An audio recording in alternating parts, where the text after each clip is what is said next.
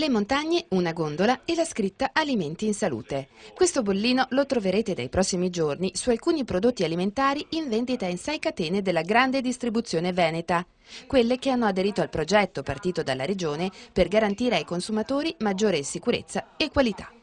È un'attestazione di sistema, significa che quei prodotti che avranno questa visibilità sono quelli che hanno deciso di fare un percorso di sicurezza alimentare aumentato. Oltre al controllo normale, è un prerequisito, loro hanno deciso di controllarsi di più e meglio.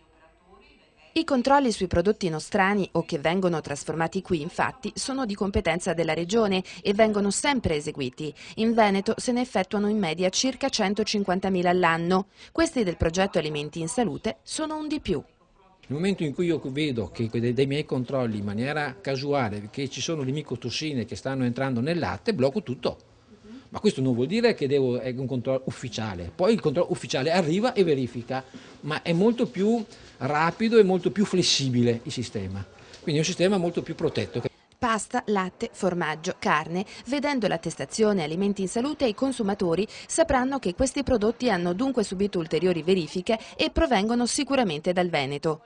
Tra l'altro il prezzo resta assolutamente invariato, anzi per alcuni alimenti l'assessorato alla tutela del consumatore ha appena stipulato con la distribuzione veneta un accordo.